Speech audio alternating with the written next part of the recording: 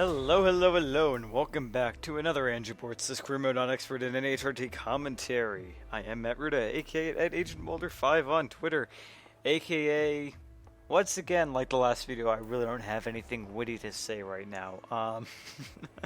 Yep, so coming to you today, not live, but pre-recorded, I guess, from the lovely Japan. Suzuka, a great track, much nicer than many of the Tokadromes that we have to see today. Yeah, finally a proper track.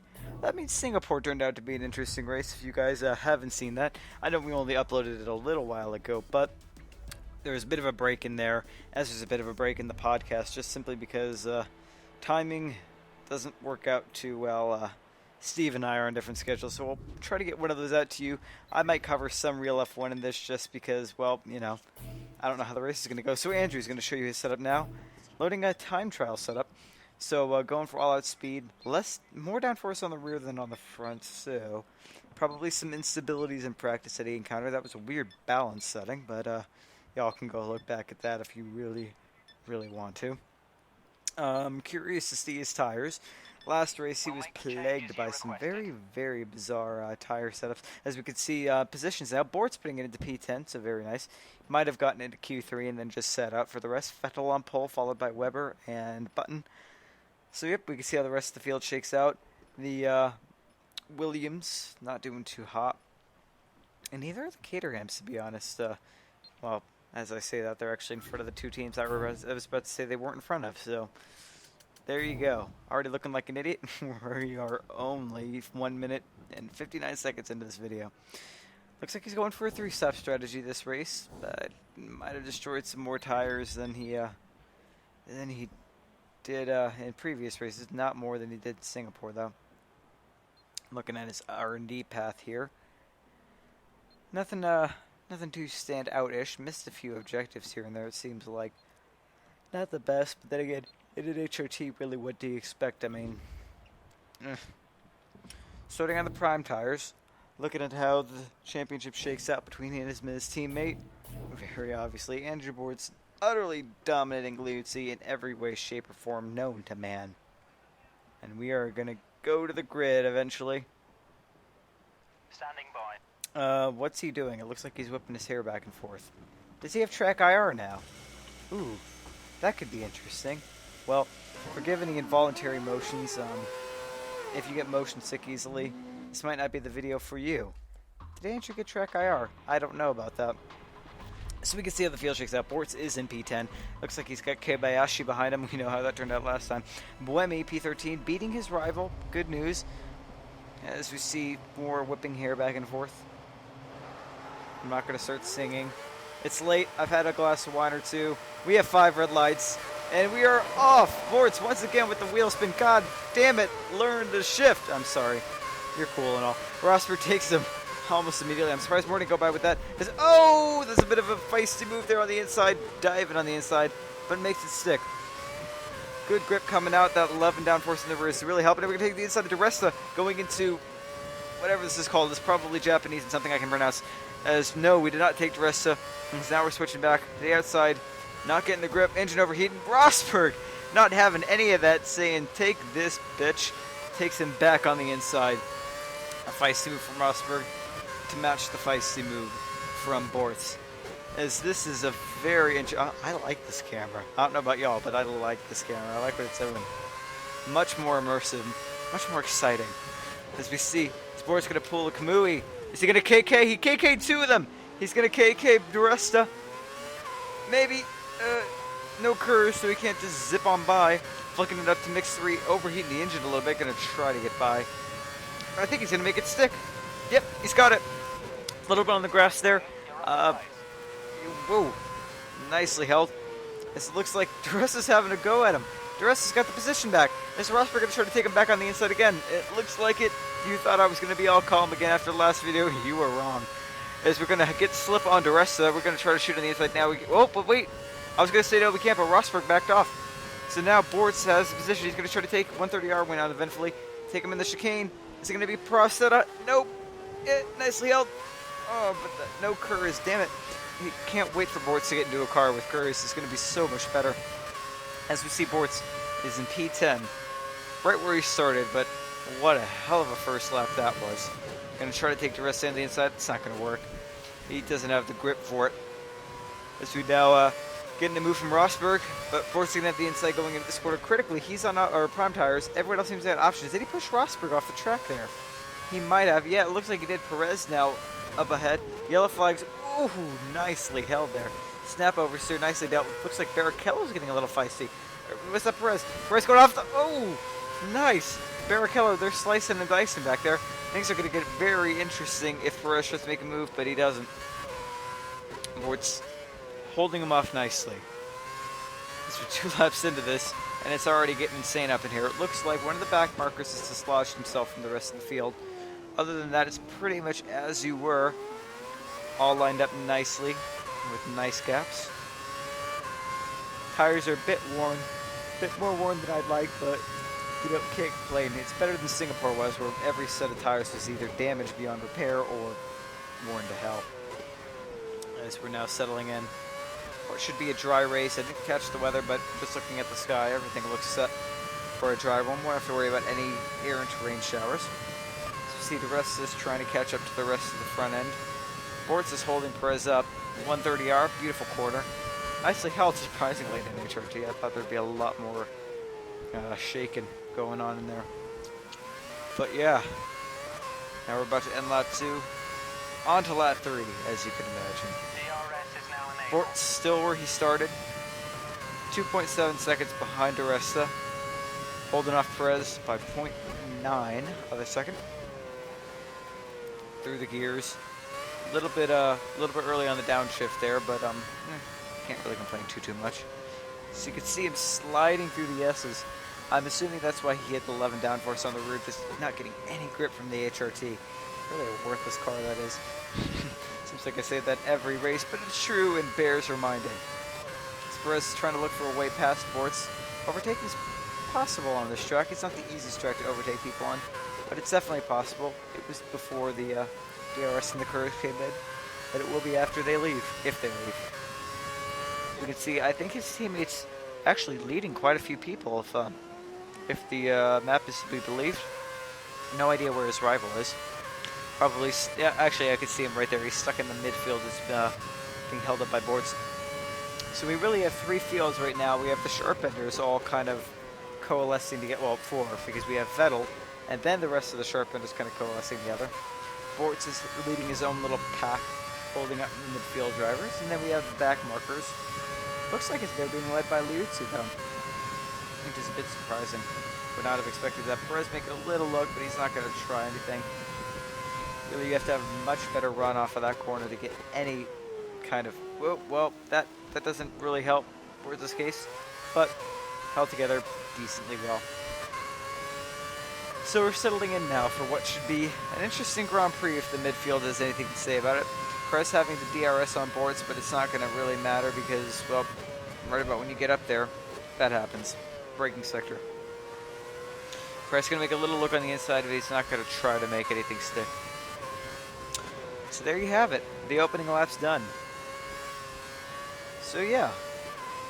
I was about to say Canada. Canada Grand Prix. The Canada Grand Prix is this weekend. Hopefully some asshole emo kid doesn't do anything stupid and like we thought they were going to do in Bahrain. Oh, cry me a river. You have to pay a couple grand for college. I'm paying 20 grand a year at least just for tuition. Yeah, no sympathy from me. You don't see us throwing shit and burning things, yeah. Cry more, bastards. Anyway, that's my little rant over with about the whole Canada situation. But yeah, Grand Prix should be very interesting. It looks like it's going to be a dry one for the race, but a major temperature variation between the 2 days. It looks like it's going to warm up substantially for Sunday compared to Saturday. So, it really depends. These Pirellis have become a bit of a joke, really, if I'm honest. I was hesitant to criticize too much as we see Perez getting a run. Oh, is he going to make it stick? He's got a run going into 130R. No, he's going to back off way too early. I was hesitant to criticize Pirelli early in the year just because, you know, it was early. You know, give him some time, give him a race or 2. Or 3, actually. I was willing to give him 3 just because Malaysia was a weird race with the weather. But it's turning out to where, 2011, they were exciting. They degraded really quickly. Drivers had to make the most of it. The drivers who went fast could go fast, but they knew that they were going to burn the tires quickly. The more conservative drivers like Button knew that they could take the tires longer. There was a flow to it. There were some imperfections. There were some things that needed to be fixed. The hard tires are pretty much useless. And the super softs, I think, could have been used in more races. But all in all, it was a good year for Pirelli, coming off of what we have at Bridgestone. But I don't know, and I don't even think Pirelli really knows what it is with these tires. It's frustrating. It's just frustrating to see, because a team that has a handle on the tires, that sets their car up, that has a driver that drives to what the tire should be, still can get screwed if the temperatures change by a few degrees. It's no longer a factor of can the driver extract the most from the tire at the right time while conserving it at the right time. It's no longer about can the team set the car up to not eat the tires for breakfast. It's about, will Mother Nature give or take 2 degrees on the day and aid or hurt your team? It's bullshit. I don't know why Pirelli have gone this way.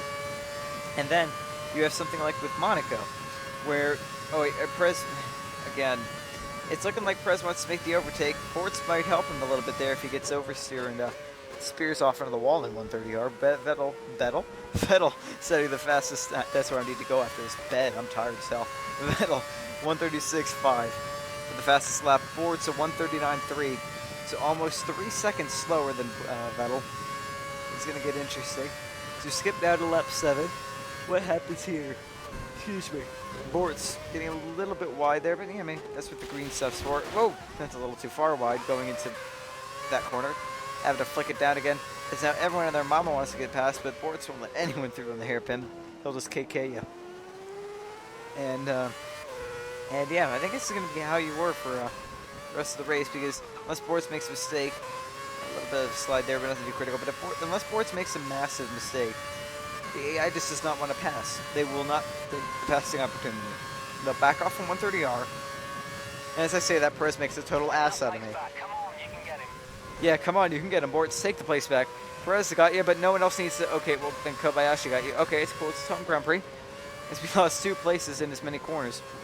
I think Bortz loses touch with the tires, which doesn't bode well, because he still has another 9 laps to go on this set. Is he going to be able to stick with the Saubers? No Kurz, remember, I say that way so many times, I think, but it's true. Killing Bortz right now. Going to be able to lock onto the back of them. Bortz seems to get a better line through this corner and the following one. He might be able to KK going through the hairpin. It looks like he's having a look there or something. I don't know what that was. That or he was having a drink. He's insane enough. I'd expect him to drive one-handed at times. Good enough for Senna. As we see Bortz losing a bit of touch with Kobayashi. Kobayashi's sticking well with Perez. Perez actually looks like he's pulling a bit of a gap, so definitely holding up the Saubers.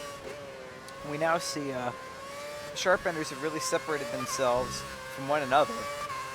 A couple clumps here and there, but mainly it's Vettel, then 5 more cars or so. A couple more.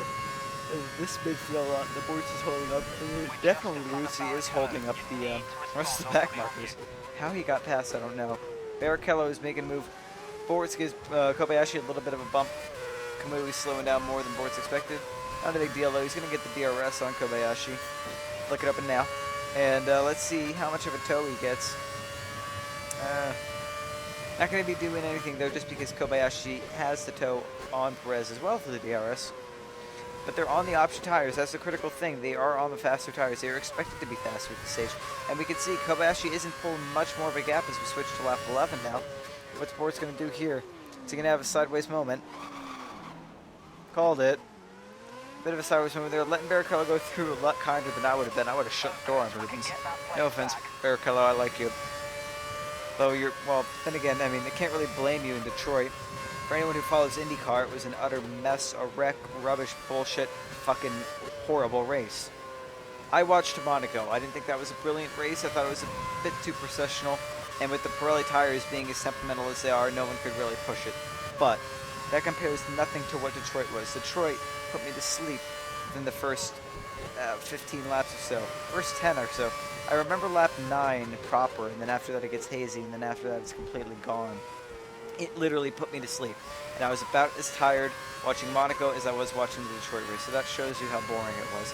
On top of that, they're running on a circuit that is repaired so shoddily that I swear elementary school students went out there with bubblegum and a magic marker or a Sharpie, colored it black, and said that's a road job. That's not how you repair a road.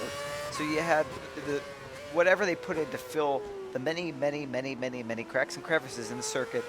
Whatever that shit was started to come up, crashed out one guy, don't even know, crashed out Sato, who, the only reason I know him is because I'm a pretty big Sato fan.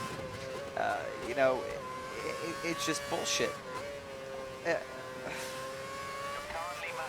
I don't know why. Why do they even bother running that track? That track is boring as hell.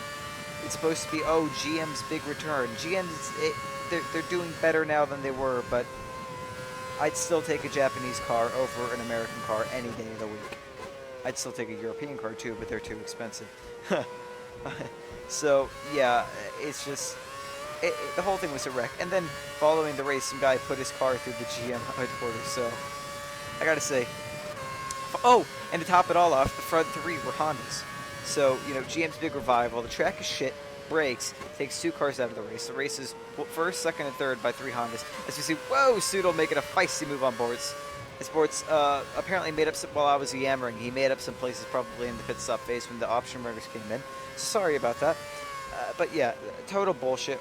Probably one of the worst races I've seen in a while, and I did catch the NASCAR race. I thought that was actually pretty interesting comparatively. Yeah, shows you. But yeah, horrible. Indy, get your shit together. As Bortz is going to come in for that fresh rubber that not Rob just mentioned. Let's see, I think it was another prime set. Yep, another prime set. Bortz is looking around now. Really wish they would let you control the car going into pits, but that's probably too much to ask. Rubber's on, and what is it, 3. or 4.4? That's a pretty decent pit stop. I had a slower one online today. Gave me a 5-second pit stop inexplicably. Yep, so now we're behind Philippe, baby, who's in P12, but I don't know where he is on the pit stop phase. Ooh. Wait. I think didn't Bortz select Prime? Or did they put him on options? I'm confused. Maybe I didn't catch that. It is, you know, nearly 1 a.m. So apologies if I missed that. But, yeah, the whole Indy situation, I don't know. I really don't know what to say about that. But Canada should be interesting, should be fun.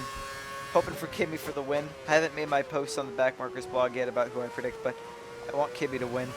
Because, you know, I like them because it's really quick and it doesn't deal with the bullshit and it is okay. But, yeah, hope to see the Iceman win. And now, what was a definite is a maybe. I hope to be able to go to the U.S. Grand Prix because United Airlines may not let me redeem my miles anymore.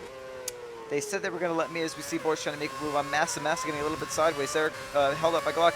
Bortz going to go to the outside of Massa. You got Glock, you fucker, get out of the way. Glock doing his bullshit again. Glock going to try to take the inside, but then backs off wisely. Massa gets through, thankfully. Can't believe I just said that about Felipe. But yep, there you go. Kobayashi's in P11 now, cycling through. Bortz is back up to P8 behind Aldaswari ahead of Soodle. Worn tires already. This is lap 30, so only 23 laps to go. And is he going to go on a set of primes? He got to lap 17 on the last set. So if he gets a fresh set and is really easy on them, he might just make it work on one more stop. I doubt he's going to go for that. Going through 130R. And next is a chicane, going lean to try to save some fuel. Actually, it was up on fuel projections last I checked, so good job on the fuel saving there, Bortz. As here we go, into the pits. Let's see what happens, what transpires. What's going to happen? Webby's in P17, so he had a bit of a moment somewhere. Bortz is going for another set of option tires, so he will have to stop one more time. A lap down on fuel, so that's why he's going lean. You see Bortz 4.76, so pretty consistent from the HRT team, consistently average. which is more than can be said for their car design. Although they are bringing new aerodynamic parts to Canada, so that could be interesting. Don't know what's going to happen with that. I doubt anything really, but you never know. Canada can be a crazy race. Usually multiple safety cars even without the rain, so yeah. So Kimi, I hope wins, just because I want the Kimster on the top step. I'm a massive Kimi fan. D'Ambrosio. Alright, to be fair to D'Ambrosio there, that happened. Bortz came on him so fast that there was really nowhere for him to go. Glock was with him for a lot longer. Could have gotten out of the way. But Timo's an idiot. Now on lap 35, Bortz is in P12 behind Aresta. That is the Aresta right ahead of him, so he's within striking distance. Mass is in P13 behind him. So Mass is getting beat by an HRT. That's Aresta. That's Perez. And look who's holding him up again, Timo. I wouldn't be surprised if there's a massive accident here. Bortz trying to make a move at Aresta, but can't because Glock is blocking. Glock the cock is blocking. Cock block. See what they did there? So everyone but Bortz is able to get through because Glock is still taking the racing line. I swear, Timo, I something. Did Bortz like take him off from the first season or something that I didn't realize? So aggravating. Bortz should be able to get within the slipstream of Aresta. Reel him in a little bit. Don't know if he'll be in DRS range. Now we're on lap 36 going through 130R. Looks like DeResta is having a nice battle up there with Perez. Perez going to the inside, looks like to defend. Bortz is going to catch. Yeah, Bortz is definitely going to catch DeResta. Both have the DRS on Perez. I think DeResta got a little bit sideways there. Maybe Bortz is whipping his hair back and forth again. What's going to happen here? Tires aren't horrible. Bortz hits the limiter at 200, and I think that was 8 miles an hour through the gears. A little bit hesitant. Not hesitant, even early, as there was a black screen there that kind of threw me. Sorry about that. Technical issue, I guess. Bortz, you could just see the way. Well, and then again, I think that has more to do with his whatever he's using, because no way that car is leaning that much. I think it would be spearing off the track if it was. As we're catching another back marker, it looks like he just went through this little double kink. Or actually, there's more. Oh wait, are those back markers? That looks like another Sauber. Or they're caught behind a back marker. So it looks like Kobayashi's getting held up. So is Perez, so is the rest of his Bortz going to make the opportunity. He's going to take them both on the inside. He gets Liuzzi and Perez and whoever the fuck that was on the inside. Whoa, that was insane. And it looks like Felipe got a good toe out of that too. He's through, I think he's through on DeResta. Wow. That was awesome. Nice move there, Bortz. Seeing the opportunity, taking the inside line, and just gunning it down the inside. Kobayashi is proud. For sure. But Perez is wanting the position back. He's got the slip. He's going to back out. Not going to make it stick. As we see, Bortz getting a little bit light there going through 130R. I don't think the suspension is stiff enough. Or shocks. We can't adjust the shocks in this game. What you can adjust in 2012, though, is the brake bias. If you guys haven't seen, the new video of F1 2012 is out.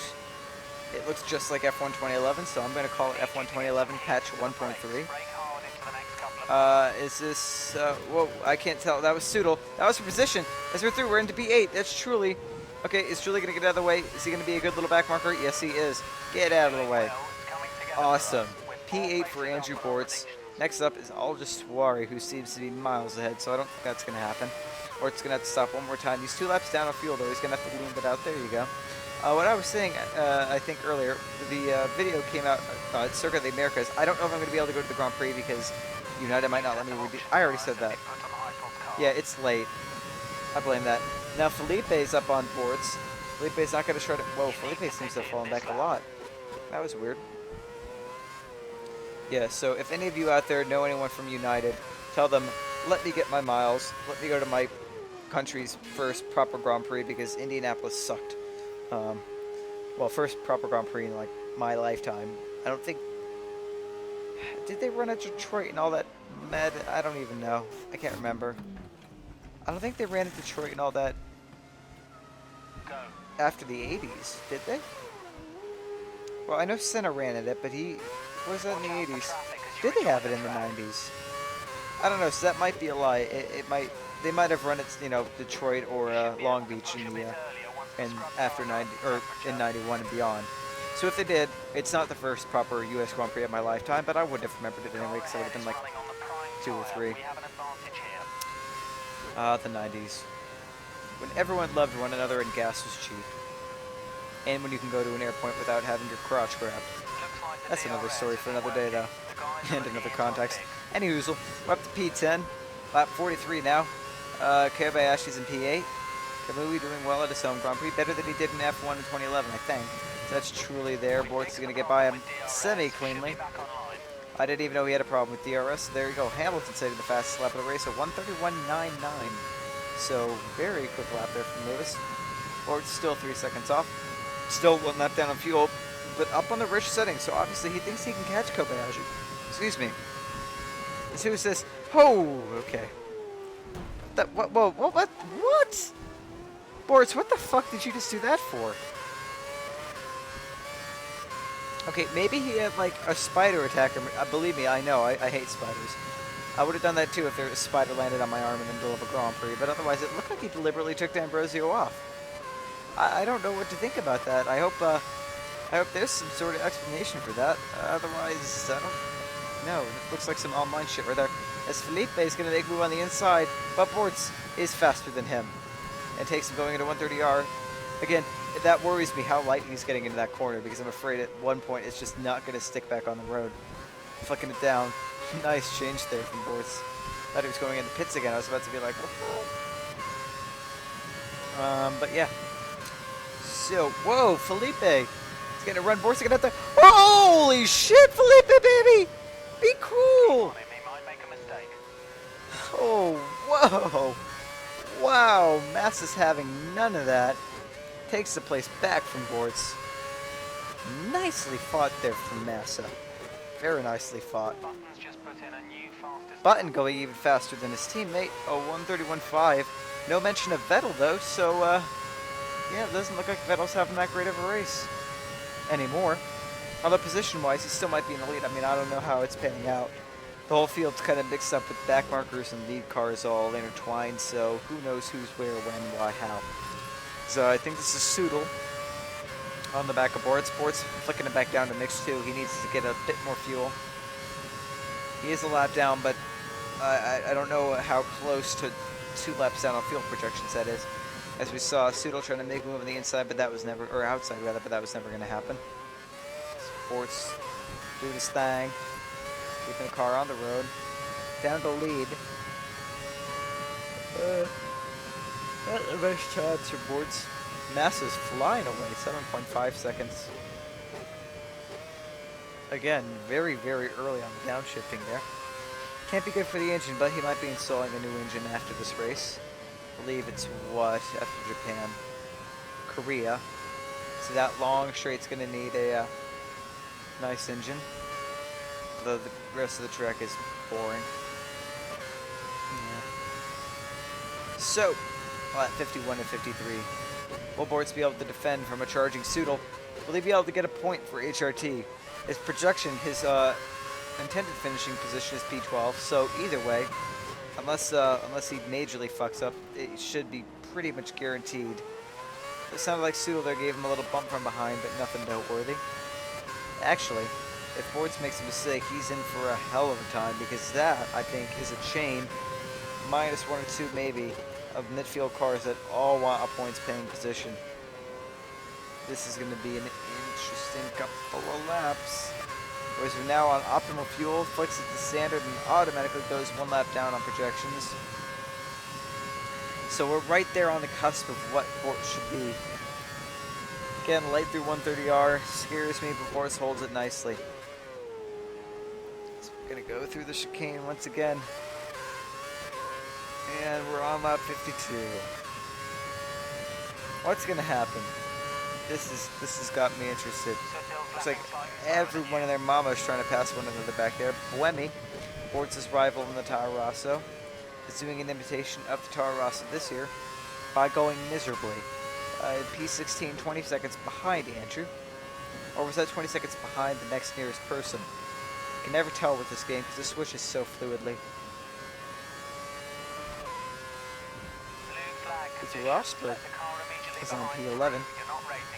Blue flags are out. So I'm assuming that's for the leader. I couldn't really see Bortz look too quickly. Identical time to what he posted last lap, so Bortz is staying consistent, putting in the good times. Rosberg's 1.5. That looked like Vettel.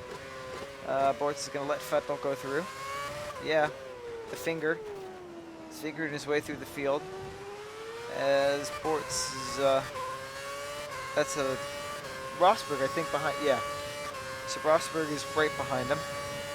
Vettel's still streaming away from everybody. As this is going to be the final lap. So he wasn't a lap down. Bortz was on the lead lap until second to last lap of the race. It's a very impressive drive from Andrew there. Keeps his car on the lead lap. So this is going to be it then. Going through 1:30.1 final time. Bortz is going to cross the line behind Vettel, meaning he won't get to go around again. This is the end of the Suzuka Grand Prix. Bortz in P10, a well-earned P10. Started where he finished where he started even. It's late. It's 1 o'clock. I need sleep. Holds his position. Very nice job from Andrew there. Well done. The first car actually off the lead lap, so yeah, well done. Vettel from Alonso, from Hamilton, from Webber, from Button, from Heidfeld, from Aldiswari. Heidfeld putting in a good effort from the Lotus. And Massa, decent effort, I guess. P8 behind his teammate. Whatever. Kobayashi, Bortzy boy, Rosberg, Sudal, DeResta, Schumacher not having a very good race. Petrov way behind his teammate. Buemi in the Toro Rosso for P16. Perez screwed up somewhere in there. P17. Then Maldonado and Barrichello. The Williams not doing too great. Then it's the Lotus of Trulli, an HRT, 2 Virgins, and Kovalainen didn't finish the race at some point. I don't know when. Alonso leads Webber in the championship. So despite his good effort here, Vettel, early season woes not panning out for him. He's not doing too well in the Drivers' Championship. Massa's in P6 though. Again, way behind his teammate. And you can see how the rest shake out there. Buemi's actually doing respectable, even though the last couple of races haven't gone his way. Aldiswari is doing shit. Bortz is beating him by 2 points and is 3 points behind whoever else that was. And there we can see the rest of the field with 0 points. So Red Bull leading the constructors, even though they do not lead the drivers. But Ferrari close behind next couple of races if Red Bull don't finish. You never know. McLaren also close behind Ferrari. Then it's a big gap to Mercedes, a smaller gap to Lotus. Sauber, bigger gaps there as we could see. So yeah, that was a fun one. A shorter video than the last one. Hopefully we can turn Korea around for you quickly. I know we've gotten a bit behind on this series, and I want to try to catch up before Bortz starts his new adventures, with whatever team he decides to go with for it's still 2011, but next season, you know what I mean. So thank you for watching. Hope you enjoyed it, and I will see you guys next time. That was totally ripped from Husky's Choreograph. Wow, I need my own outro. Whatever. Peace.